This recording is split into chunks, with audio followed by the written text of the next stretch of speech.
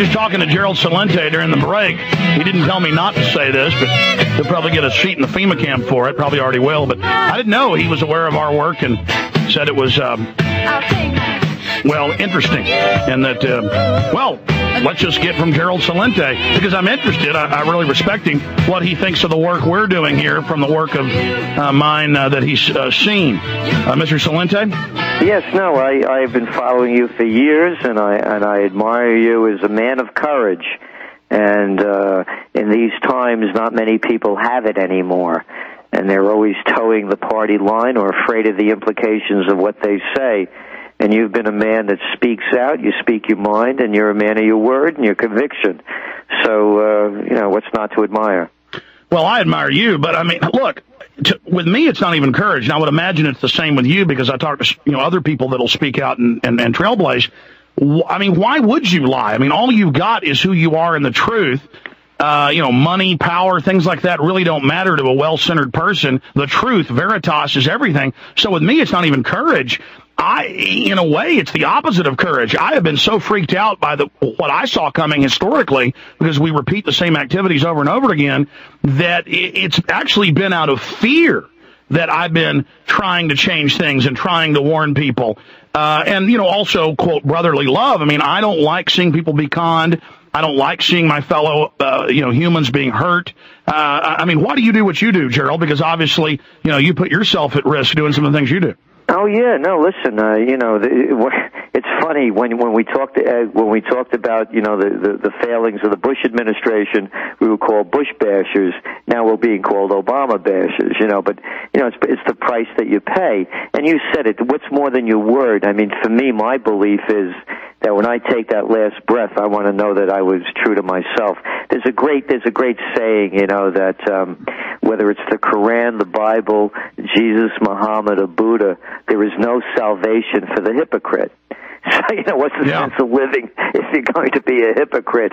But, as but it really is a time for people, as they say, now is the time for all good men to come to the aid of their country. And this is that time, and we've never seen it more than this, because there is going to be that period following. When the crime rates start going up, the first reaction is going to be send more police out into the streets. And so they're going to build up more and more of this.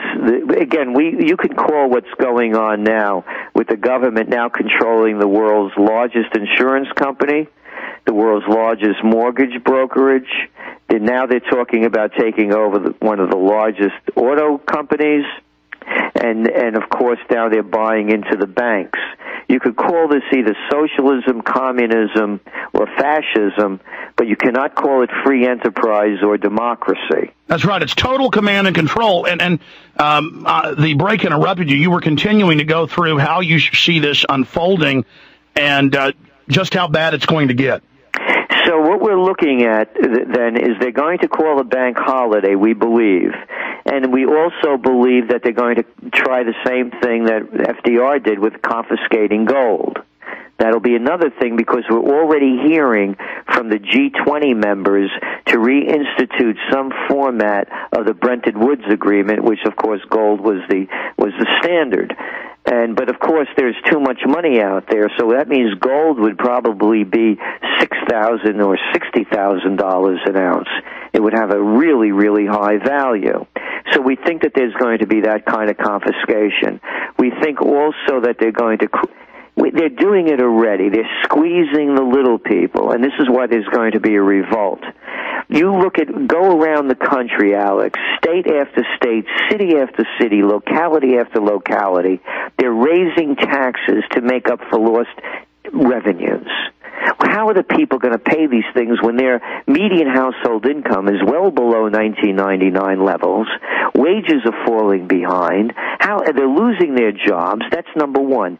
Here in New York, what they're doing in the city is they just hired several hundred new traffic enforcement officers, so that when you're driving in New York City, and if your car goes into that white space between the lines where the pedestrian walks, you get a ticket. Yeah, what they're doing is white gloving everyone now. Everywhere I drive in Austin, there's a cop every half mile. Now if you go a couple miles over the speed limit, they give you a ticket. Everything's being watched, but then they admit in major Texas papers that illegal aliens are above the law. They don't have to have any driver's license, insurance, nothing, only the citizens. And then meanwhile, traffic enforcement cops in New York have gotten in trouble because they drive the worst. They park wherever they want. They do whatever they want. I mean, they're just going to keep squeezing and squeezing. And now not just property taxes. They're saying, we're just going to assess you $20,000, everybody in the town, for new roads we're putting in. I mean, government just is going crazy. What's going to happen? Well, this is why the revolt is going to take place. You know, there's another one, too.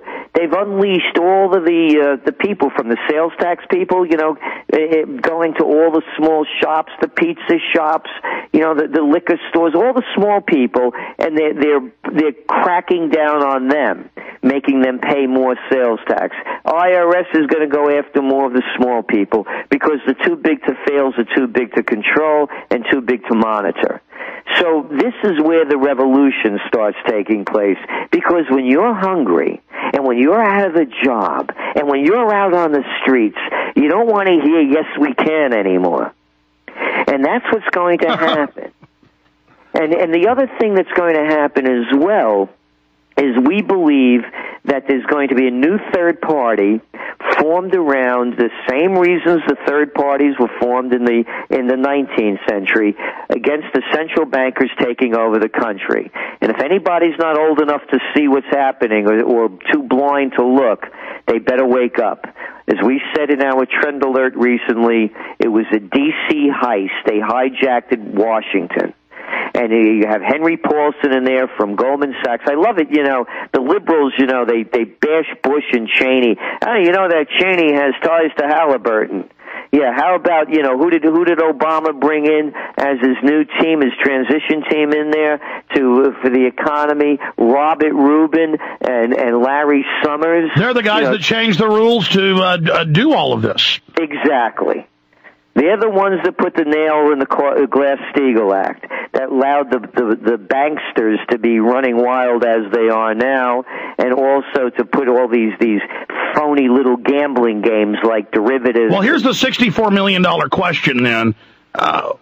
Why did Kashkari even go up before the House and basically admit they took the $5 trillion, not $700 billion? They're not telling anybody where it went.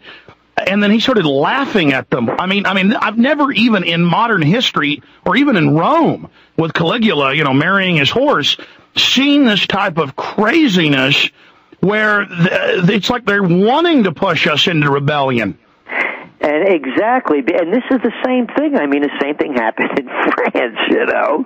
They are living in a world that is, you think, and I was on MSNBC one time, and recently, you know, during the elections, and Mitt Romney was still in the race, and he came out with his, you know, shining city on the hill kind of thing, trying to mimic Reagan, and the host said to me, well, you know, isn't Governor Romney correct what he's saying? You know, shouldn't we be more hopeful?